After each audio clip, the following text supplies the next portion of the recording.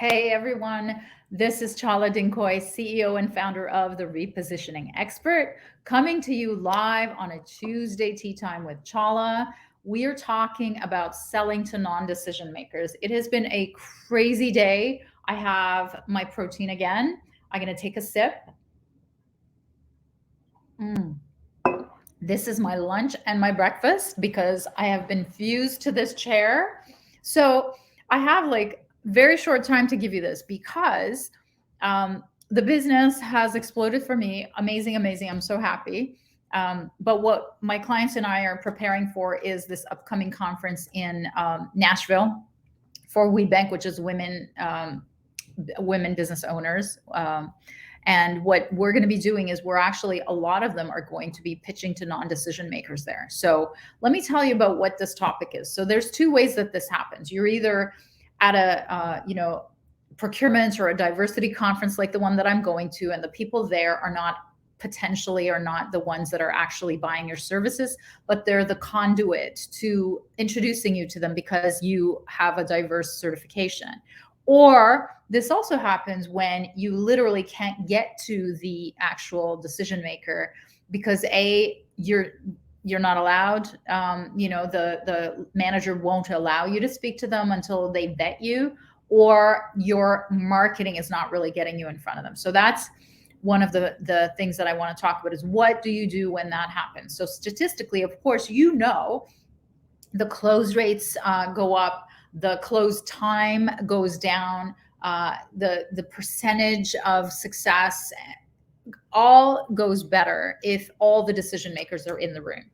So your negotiating power, your ability to overcome objections, your ability to co-create the solution with them all goes up. So you first have to, for sure, ask them to be there. I mean, my coach says, I do not pitch when decision makers are not there. And that's what I say. Don't pitch. I mean, you can put that as a hard line. If you want to, don't pitch. I mean, I'm not talking about where the conference, but where there's a procurement conference, or like the one where we're going to, where there's going to be a liaison, a diversity person there. But when going to regular sales meetings, ask the decision maker to be there, and who that is, obviously, who needs to be here, who's going to make this decision, who else is going to be making this decision, who's going to be making the budgeting decision, who's going to be making the actual hiring decision. So, and then refuse to pitch, as I said, or refuse to send out a proposal without the decision maker being involved in a meeting first up front and co-creating the strategy together and naming the price, talking about the costs and all those things. Last resort is, in my mind, selling to the decision makers. And if there is such a huge opportunity that you don't want to miss it, that you don't want to take the hard line, that I do not pitch if the person isn't there, the decision maker isn't there, go for it. Now, how do you do this is prior to the meeting where you're going. So what I'm telling all my clients that are going to the Nashville conference is shortlist your target companies and make sure that they're within one or two industries, because you can't possibly target more than 10 unless you're more than one person. Get the name of the exact decision maker for what you do at that company, and also the name of the person that's going to be coming to the show. So in terms of diversity, get the name of the most senior person that would be known throughout the company in that role for diversity that's most likely going to be there at the event. Okay. Research their pain. That's the number one thing you should be doing anyway. You should be focused on their pain, their industry. You should know by heart all the parameters and all the statistics around their pain and how you can help them. That should be something that you already know and have even before opening your mouth at any of these meetings. And once you research the pain, you have to create something of value to them, and that to help them solve a problem. So, for example, and that's what I call a hook gift. And some of the things that my clients and I are creating are trends reports, or tip sheets, or infographics, or like, for example, I created this printed postcard. It's high gloss, thick postcard that I'm going to be giving away to the people that I meet at this conference, because I'm going to be inviting them to my booth that I'll be at, the Exxon Mobil booth, polishing pitches, but instead of my card, this is, and by the way, it has my website, and then it actually goes to my website. So this actually gives them all the information that they need to come and meet me at the booth. So I need like a hook gift. Not that that was, I mean, the hook gift that I have is I'll polish your pitch, because the number one problem for my clients when I meet them at that conference are going to be they don't know how to pitch. So for you, whatever that problem is, create something of value that's around a solution to the problem of the buyer that you're targeting. Some of the other things, you could create a video, put it on a jump stick. You can create an article, put it on a scannable QR code, do a webinar and put it on a jump stick. Do an analysis or an assessment of their company vis-a-vis the problem that you solve and the industry problem that you're talking about. So the next step after creating this hook gift is you put it into or onto or attach it to some unique carrier. I'm going to have to take a sip. I'm speaking so fast. Plus, still getting over my cold. Okay. But I think that nasty virus is finally gone, and it's not even COVID. Okay. So why do you have to put it onto a tchotchke, or what's the meaning behind putting this interesting thing? So let me give you some examples. One client, I recommended sending a glue bottle, the iconic white glue bottle, for the message that their people stick to them, meaning the number one problem in their industry is turnover, and theirs, they don't have turnover. The next interesting tchotchke that you can attach this message to is a tip sheet attached to a fake brick. If, for example, the problem is brick and mortar traffic is down, and that's what, and you've created the brick and mortar traffic rescue report. It's an interesting way of, and it could be a fake brick. It doesn't actually have to be a brick. And you only need like 10 of these. Remember, I told you you're just targeting the 10.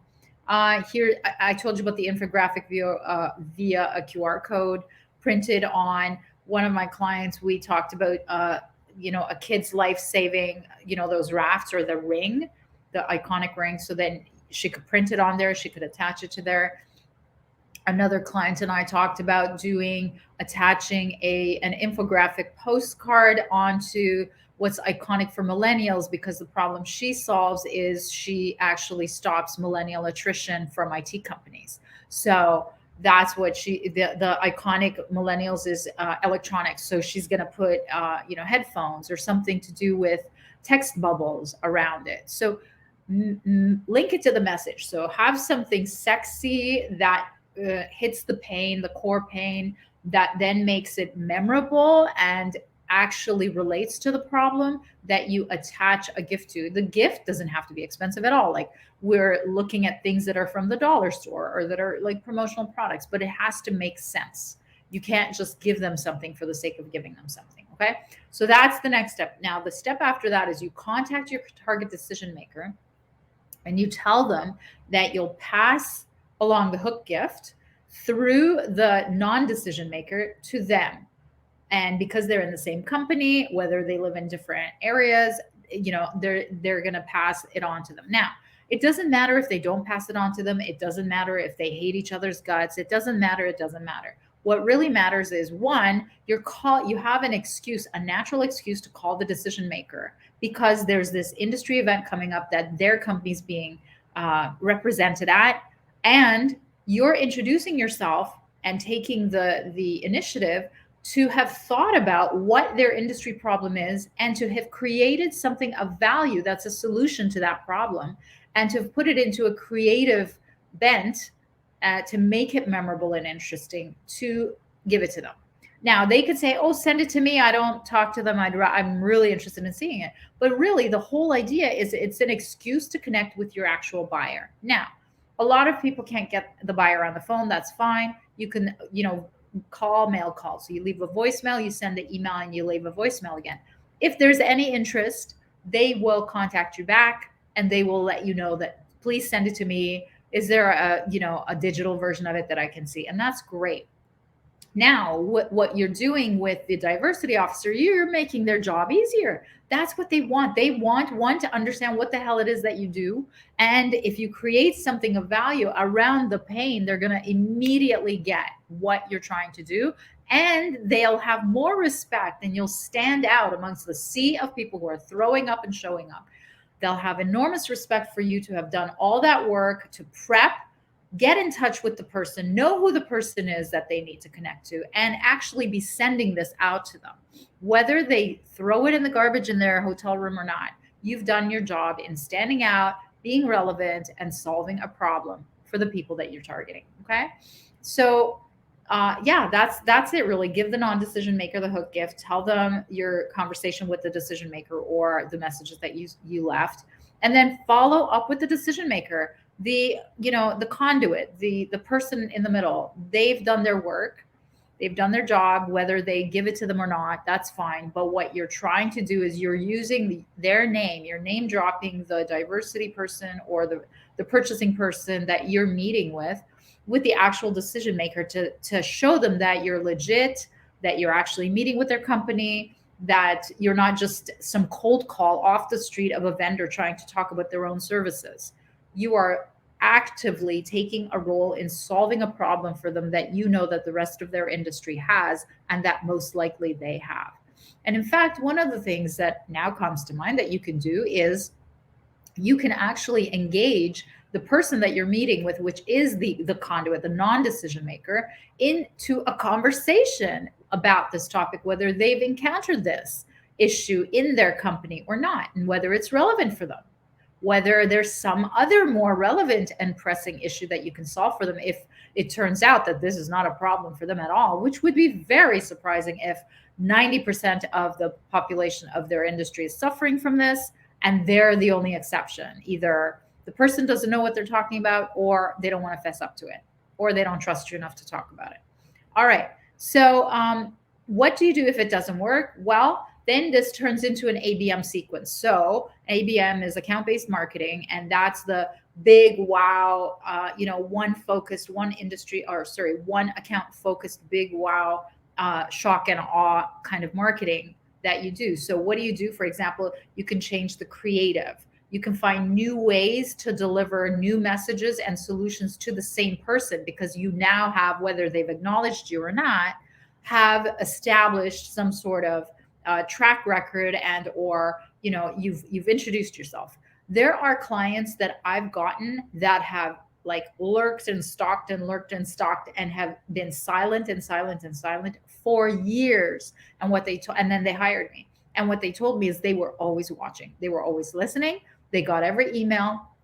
They consumed every bit of information. There's a ton of people who are watching this. And maybe that's one of the things that you're going to have to go to the next level with your ABM is you're going to be doing videos and sending it to them. You're going to be giving them advice and giving them a lot of what you know that is hurting them in their industry. So some of the ideas that we've done in ABM sequencing is man-sized cutout, like the actual person's own picture. That gets an attention. No CEO wants to see themselves that big, believe me, but it gets an attention, right? Magazine style pitch. I had my clients, PR Jones PR, sorry, that they actually created a magazine in the style, it was a pitch in the style of a magazine, and it worked really well. Billboards, if you have the budget, you can do bus shelter ads, bus wraps with the message, with a unique URL that takes them to whatever you want them to see. I mean, these are, ABM can get big, but you can come up with a sequence of ideas of how to keep hitting the same account. And this could be just one peg or the beginning of your ABM efforts with specific targeted companies. You don't just give up on a whale. You have to keep hitting them, right? You can't just throw one dart at a whale and he's done. No, you have to keep harpooning them. So, I mean, with that lovely image, I'm going to leave you. So the summary is use the non-decision maker as a conduit to convey something of value that's textile, like that is textured. So it's actual a thing through that non-decision maker to the actual decision maker. Okay. I hope that was helpful. I'm literally going to be sending this link to every single client that's going to be working with me on this upcoming or any upcoming procurement conference or any conference or any meeting that they're going into with a non decision maker. Hope that was helpful, everyone. I'll see you soon. I'll see you next week. Bye bye.